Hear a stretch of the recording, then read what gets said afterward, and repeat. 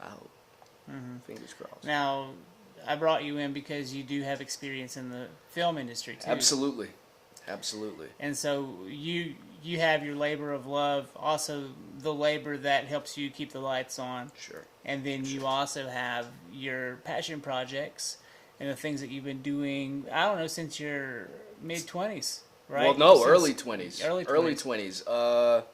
Got a degree in writing for screen and stage. University of North Carolina, correct? Yep. And I wanted to make a movie. Obviously. Anybody in this industry, that, that's the holy grail. Either you're making a short or you're making a feature or a featurette or something like that.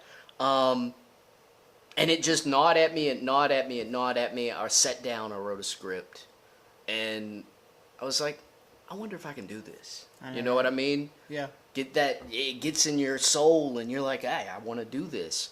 The idea was bigger than my skill set, like most first-time filmmakers. That's how you should write, though. Absolutely. You don't want to write to your conformities or Exactly. to your weaknesses. And it had its pluses, it had its deltas.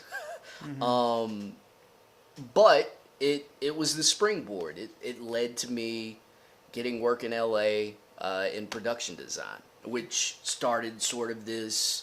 Where you are now. Right. It started this whole design wave that, I don't know, I feel like most designers have the ability to see things for what they could be. Whether that, you're reading through a script and you envision what, this could look like, or you're looking at a space and you're like, what can I do?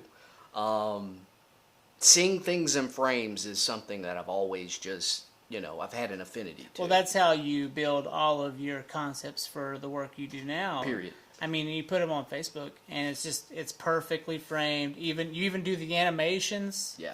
And they're really great to see. And I think that's probably it's probably why you don't need more work. It's because people saw that. And that's one of the first things when I started on this, when I moved back from LA, which is, a whole other story within itself. We'll get to it.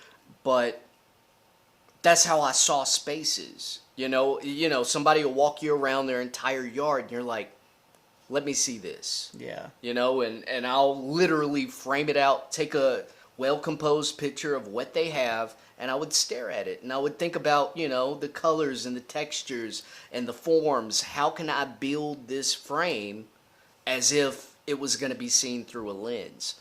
And then drawing it out that way and then giving them color. Most landscape designers, garden designers, they'll give you a plan view. You'll see some circles and, you'll see some names of things. And I'll do a plan view. But I find that people really appreciate that augmented reality. They appreciate being able to, see what 10 years down the road, 15 years down the road, what will this look like? And I can only thank production design.